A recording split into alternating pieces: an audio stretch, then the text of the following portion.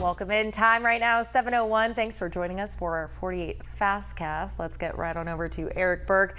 Eric, started out the day with some showers on the radar. Some of you may have seen them while you were waking up, but everything pushing out. Yeah, kind of a deceptive start to the day with the cloud cover, the rain. We've got some areas of dense fog to deal with too, but that's not long-lived by any means. The rain continues to track off to the east. The fog probably gone within the next hour to maybe 90 minutes max. We'll see the clouds starting to push out, and we get to enjoy some of that June sunshine as we go through the rest of your morning and afternoon, but still tracking some activity here. Some pop-up showers through parts of Coleman County, also into Morgan County, and moving out of southern DeKalb County. Just a closer look here from Center to Galesville and moving right over the Collinsville area. Some light rainfall, a little shower over you in Arab, but that's it. This is the last of the rain. We actually have a cold front coming in.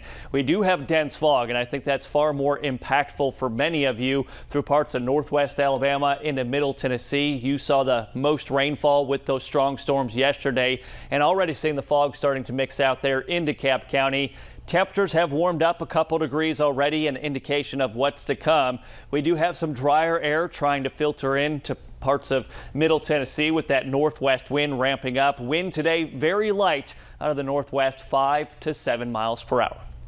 This is your 48 First Alert Road Report, sponsored by Bankston Motorhomes. And BB traffic time with a couple accidents here this morning. The first one's affecting you in Hartselle and is slowing things down. This is if you're in South Hartselle. It's technically right by the Hartselle Aquatic Center on 31. And if you're trying to get from south to north in Hartselle right now on 31, it will slow you down. Also, what will slow you down is this accident on 565 westbound. Not much delay in and around the accident, but I'm sure there's a little bit of curiosity slowing you down eastbound. And then, of course, you come across County Line Road and you pump the brakes again. Here are your drive times in Decatur to Huntsville, now up to 34 minutes. An attempted murder trial is expected to start in Lauderdale County today. Kenneth Herron is accused of shooting into a person's car back in 2023. No one was hurt, but the bullet did go through the windshield. Nearly a week after that happened, authorities say he led them on a chase that ended in a wreck. A jury in Herron's attempted murder trial was seated yesterday. Happening later this morning, we're expecting for a Morgan County judge to rule whether certain evidence can be used in the attempted murder trial of a Hartselle chiropractor. Brian Mann is charged with poisoning his wife Hannah in 2022 with lead. Yesterday, his legal team filed a motion to try and suppress evidence related to the lead that was found. Mann and his attorney are also questioning how the evidence was gathered. A jury was also selected in this trial yesterday. We're expecting those court proceedings to pick back up today. Also happening today, an Alabama death row inmate is set to be executed. Gregory Hunt murdered Karen Lane in her Walker County apartment in 1988. He was sentenced to death in 1990. Hunt is scheduled to be executed with nitrogen gas. He will be the third person put to death in Alabama this year.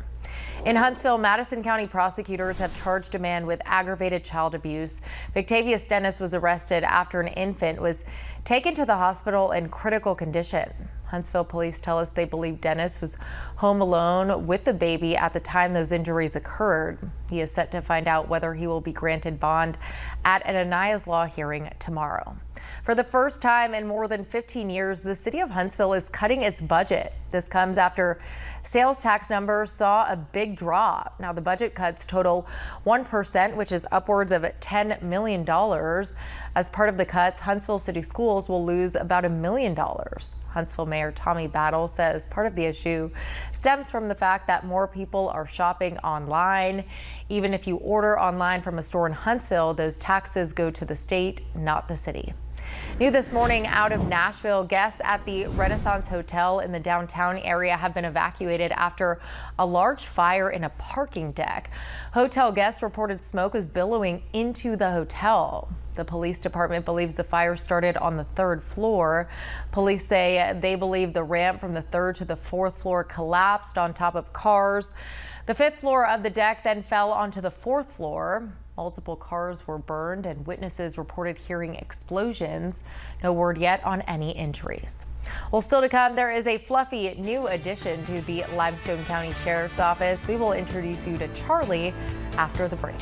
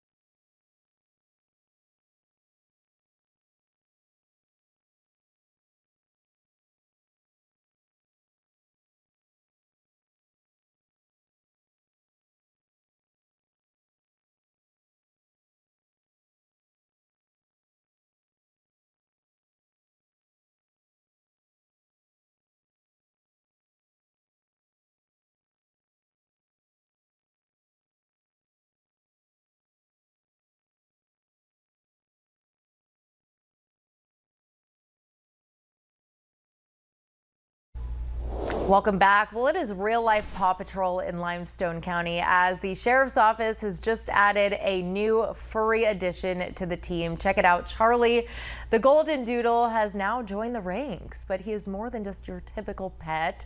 Sheriff Josh McLaughlin says at first the idea was just to have an office dog, but he soon realized Charlie could serve his community in a much bigger way, bringing comfort during uncomfortable situations that are bound to happen when working in law enforcement. If a victim or a child comes in dealing with a difficult situation, Charlie steps in and holds out a helping paw. He's only 5.5 months old, but Sheriff McLaughlin says he's already made a huge difference and left a big impact.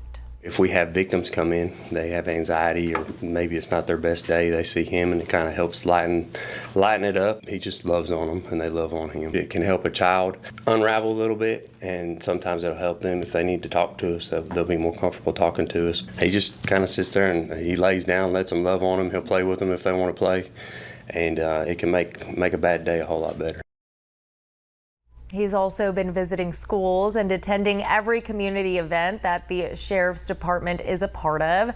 McLaughlin says many are now claiming him as the unofficial mascot of the Sheriff's Office. Now, your first alert weather with meteorologist Eric Burke. Let's just make him the official mascot there. We'd love to see Charlie. Maybe he can stop by the station. What we look at as we go through the day today, northwest wind starts to usher in some drier air, and that's going to clear out the clouds very quickly. By late morning into lunchtime, temperatures will be in the upper 70s to even mid 80s under mainly sunny skies, and that's about as warm as we get going through the day today. Turns out to be a beautiful day to be outside if you're taking the kids to the park or you've got a pool day planned. Perfect day for that. Same thing tomorrow. Maybe a few degrees warmer. Isolated showers and storms possible on Thursday. That's our transition day. More humidity back in the forecast, and we are tracking rain and storms. Should be scattered at best for Friday afternoon, Saturday, as well as your Father's Day Sunday. Here's a look at satellite and radar. That's just the cold front itself coming through. That's what triggered the last of our rain showers. We won't see any strong storms like we had yesterday morning into the afternoon. Beautiful day Wednesday, and then the humidity does come back, but that's typical for June. And a look at Father's Day weekend. We are expecting periods of showers and storms. There is no organized threat of seeing severe weather like we've had lately, though. These would be more kind of hit and miss, erratic in nature. All right. Thank you, Eric. Thank you, Jeff. Have a great rest of your day, and we'll see you throughout the morning on our 48 News actual TV. So tune in there.